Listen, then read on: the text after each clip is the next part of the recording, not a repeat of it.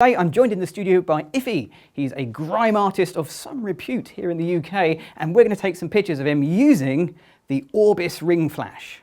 Now, ring flashes are great, and most people use ring flashes in exactly the way I'm doing here, just grabbing your flash and shooting straight through the middle, and it gives a wonderful result.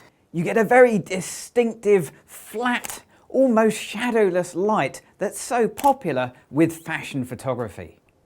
But these things can do much more than just that. They're not a one-trick pony. They can be used in all sorts of different ways to create amazing portraits, and we're going to have a look at 3 different ways right now. So for our first setup, we're going to do something a little different. We're not going to shoot through the whole of the ring flash. We're just going to use the ring flash as if it was a small softbox. So to trigger this off camera, I'm going to use the pop-up flash on my Canon 60D. That's set as master, and the Canon 580EX Mark II flash is set as the slave, so we can do off-camera flash. All we need to do is just set the light up.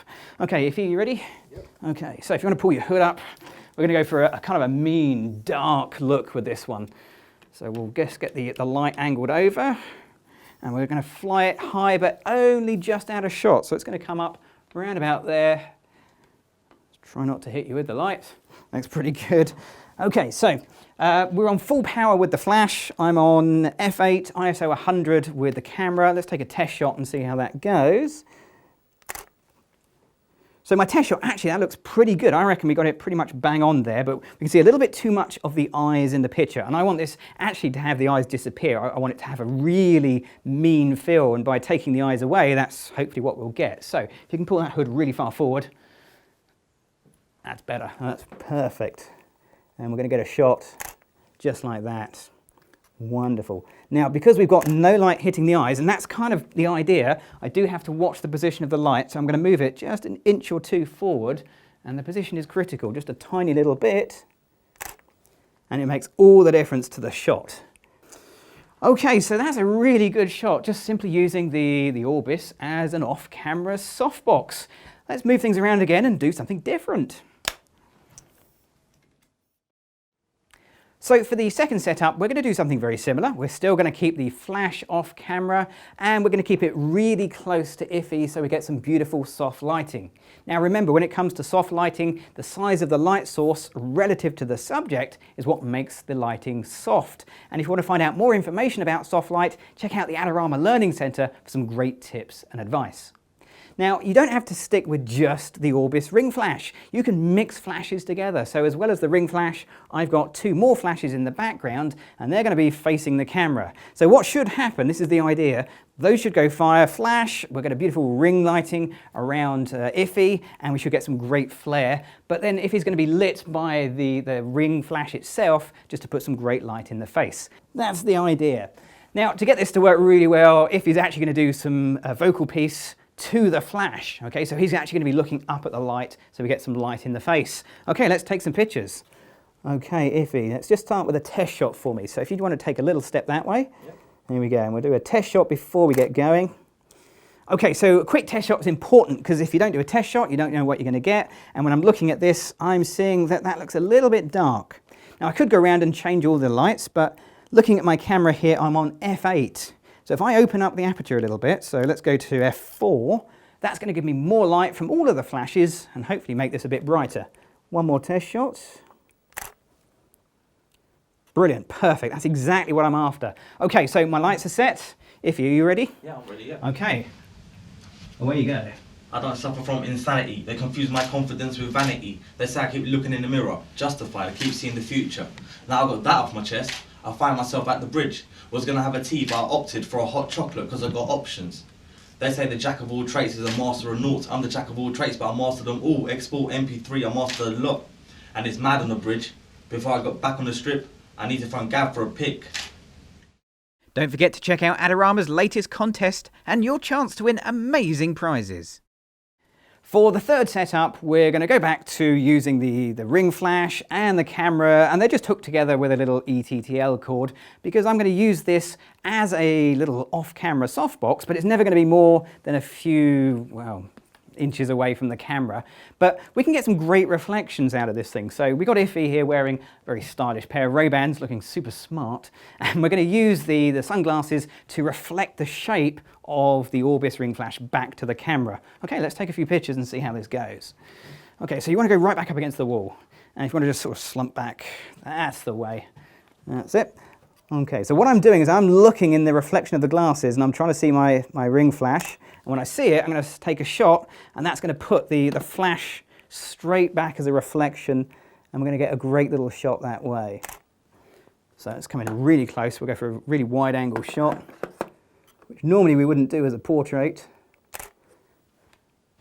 But on somebody like Iffy, grime artist extraordinaire, that works pretty well. Okay, so what I've done is I've taken my Orbis and I've printed off a little circle, and with a bit of cutting and sticking, I've just made this little star pattern to go around the outside. Now the reflection I'm going to get back from this is going to be, well, different to the normal ring. Let's give it a whirl. Okay, here we go. So I'm just going to come in here. And it reflects back with a circle of stars. Absolutely brilliant. Okay, so for the very last shot, I've just switched lenses. I've switched to a fisheye lens, which is normally a lens we don't recommend for portraits, but in this case, if he's kind of a stylish guy, and this is going to give a real stylized shot, let's give it a whirl. Here we go. So we're going to come in here, and with the fisheye, I've got to be careful I don't get my own flash in the shot. But we get some great shots with the Orbis reflecting back stars in his eyes, quite literally, and that really does look really smart. I love that. That's superb. Okay, so there we go. There are 3 different things you can do with an everyday ring flash that isn't traditional ring flash photography. It's all about experimenting, about trying different ideas and seeing what works and what doesn't. Now, all we need to do is get one of these pictures into Photoshop, and we'll do some editing on it right now. It's always great when you come out of a shoot with lots of pictures, in fact too many to choose from for editing purposes, but the one I'm going to do is one from the early part of the shoot where we used the Orbis ring flash simply as an off-camera small softbox. So this is the raw file. We're here inside of Photoshop CC, although this would be exactly the same if you're in Lightroom's Develop module. Now really the first thing I'm going to do is what I had in my head, and that was to take the clarity slider and really push this hard. Now normally with clarity we would go the other way, we'd go and soften things out, but this isn't that kind of portrait. This is a hard, gritty, very low-key, moody shot, and this will take lots and lots of clarity. Next thing I'm going to do is just have a look at the blacks in this picture because it really is low-key. I'm going to turn on the clipping warning for the blacks, and I can see there are a few, but not as many as I would like. So let's get the black slider and we'll just pull this down until basically everything goes black. Okay, we can turn off the warnings now, that's fine. So now I know I've got some really nice deep blacks in there, and that's what gives this picture really that low-key feel, those heavy oppressive blacks. Whites, yeah, we could probably do with a little bit more whites in here as well, just to give a little bit more brightness, but you'll look at the histogram, and if you didn't see the picture, you'd think this is a very underexposed picture. That's why histogram should only ever be used as a guide rather than a rule, because it's absolutely fine. Colours, well, I'm actually going to bring the vibrance down on this picture, just to mute the colours down a little bit, something like that. But I will push the saturation up a tiny bit, just so we don't lose all colour in there. And that gives me, again, that nice kind of moody colour scheme.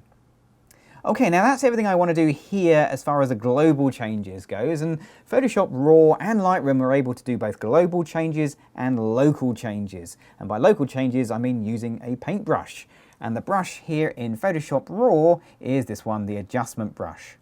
So with the adjustment brush, I can change all sorts of things, but the thing I really want to change at the moment is probably just the highlights. So on Photoshop, I can just simply click the minus sign, everything else gets reset, and I can just bring the highlights down, because these are the brightest parts of the picture, and I don't want them to be. So let's just cover those up, and maybe not quite as dark as that. I want the mouth area and the face to be the brightest part.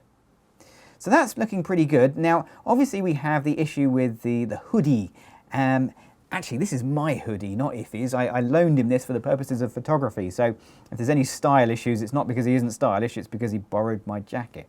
But the hood is a little bit too bright, and it makes sense because it's being lit from above, isn't it? So that's where the bright part's going to be, and we just need to tone that down just a little bit. So here with the adjustment brush, I'll add a new pin, and this time I'm just going to set the exposure. Let's go -2 stops, and we'll get a nice big brush, and we'll just loosely paint over the top of his hood like that. Okay, that looks pretty good. Now I'm going to do it again. So let's make another new brush, and we'll start in a different place. So we get the pin in a different place, and we'll just paint in the edges just to soften that down. Okay, that feels much more menacing now. That's good. Last thing is the eyes. Now I deliberately let the eyes go dark. That was part and parcel of the shot and the look. They're not completely dark though. Have a close look. When you have a close look, you'll be able to see that things aren't totally dark in the eyes. If we just zoom in down here, there are just the merest hint there. Depending on how you've got your monitor set up, you may just be able to see them.